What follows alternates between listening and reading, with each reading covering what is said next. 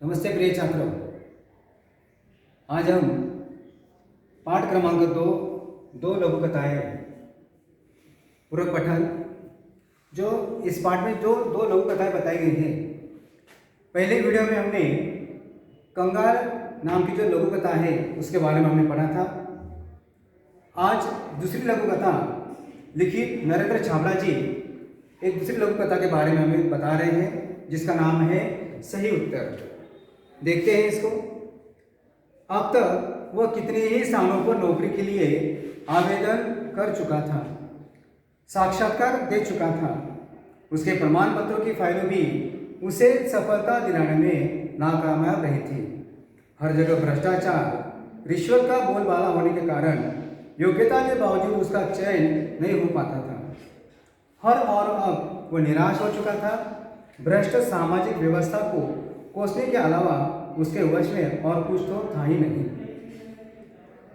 एक उदाहरण यहाँ पर दिया गया है कि कोई व्यक्ति है, नागरिक है, जो नौकरी चाहता है।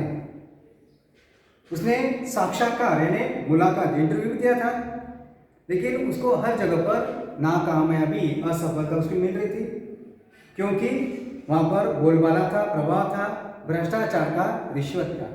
और इसीलिए इस सामाजिक व्यवस्था पर जो लेखक नरेंद्र छाबड़ा ने करारा व्यंग किया है। आज फिर उसे साक्षात्कार के लिए जाना है।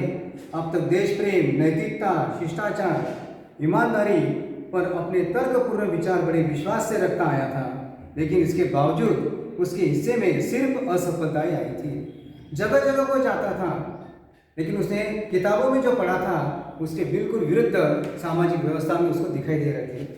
साक्षात्कार के लिए उपस्थित प्रतिनिधिमंडल से एक अधिकारी ने पूछा, भ्रष्टाचार के बारे में आपकी क्या राय है?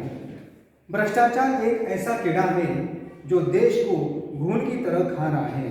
घून का अर्थ यहाँ पर दिया है अनाज। इससे सारी सामाजिक व्यवस्था को चिंताजनक स्थिति में पहुंचा दिया है। सच कहा जाते यह देश के लिए कलंक है।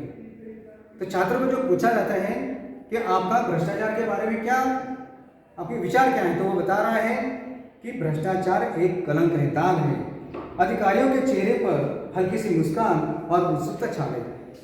उसके तर्क में उन्हें रुचि महसूस होने लगी। दूसरे अधिकारी ने प्रश्न किया, रिश्वत को आप क्या मानते हैं? रिश्वत को आप क्या मानते हैं? यह भ्रष्टाचार की बहन है। उसने बताया कि यह भ्रष्टाचार की बहन है। जैसे विशेष अवसरों पर हम अपने प्रियजनों, परिचित मित्रों को उपहार देते हैं, उपहार देते यानी भेंट देते हैं।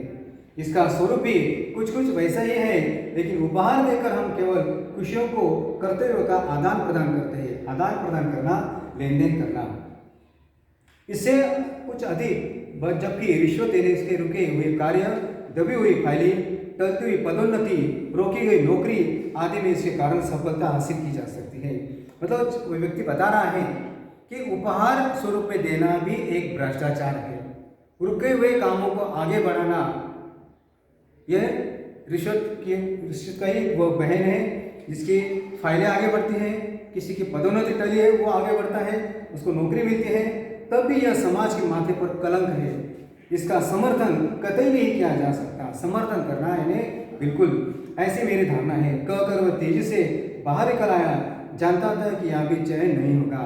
मतलब इंटरव्यू में जो उसको पूछा गया था, उस व्यक्ति ने पूरी बातें बता दी गई थी, पर भीतर बैठे अधिकारियों ने गंभीरता से विचार विमर्श करने के बाद युवक के सही उत्तर की दाद देते हुए उसका चयन कर लिया। मतलब इंटरव्यू में जो लोग थे, जो अधिकारी थे, उनको उस व्यक्ति की, उस लड़के की बात अच्छी लगी और उसने उनका चयन कर लिया। आज वह समझा कि सत्य कुछ समय के लिए निराश हो सकता है, परास्त नहीं। इस लघु कथा में महत्वपूर्ण एक बात बताई लेखक ने कि सत्य कुछ समय के लिए निराश हो सकता है, लेकिन परास्त नहीं। तो इस तरह से यह एक छोटी सी लघु कथा है। इसके बारे में और लेखक कहना चाहते हैं कि भ्रष्टाचार का अर्थ है दूषित आचार, या जब आचार बिगड़ गया हो। आज हमारे जीवन के हर क्षेत्र में भ्रष्टाचार व्याप्त है। आए दिन नेताओं के भ्रष्टाचार के समाचार आते रहते हैं। भ्रष्टाचार के आरोप में कितने नेता जेल काट रहे हैं। ये जनता के पैसे हड़प कर गए, पर इन्हें शर्म तक नहीं आती। आज हमारे देश में तेजी से भोगवादी संस्कृति फैल रही है। लोगों में रातों रात धनवान बनने की लालसा जोर पकड़ रही है। चारों ओर धन बटोरने के लिए धोखाधड़ी, छल कपट किए जा रहे हैं। अपनी भौतिक समृद्धि बनाने के लिए लोगों ने भ्रष्टाचार को शिष्टाचार बना लिया है। एजेंट बन गए लोग। छोटे से छोटे काम के लिए लोगों को रिश्वत का सहारा लेना पड़ता है। शिक्षा का पवित्र क्षेत्र भी इससे अछूता नहीं रह गया है। लोगों में देशभक्ति और कर्तव्य निष्ठा की भावना बढ़ती जा रही है। भ्रष्टाचार राष्ट्रीय जीवन के लिए अभिशाप बन गया है। हमें आत्मनिरीक्षण करने की आवश्यकता है। भ्रष्टाचार एक कलंक है। इस कलंक को मिटाना जरूरी है। हम सबको इसके लिए निष्ठापूर्वक कार्य की जरूरत है। इस तरह से 2 लघु कथा है। इस 2 लघु कथा के बारे में पहले तो हमने पढ़ी थी। अब दूसरा जो वीडियो है उसमें लेखक ने बताया कि 2 लघु कथाएं में सही उत्तर, तो लड़के ने सही उत्तर दिया और उसका चयन हो गया। इसकी कृति पत्रिका आपको नेक्स्ट टाइम दी जाएगी। Thank you.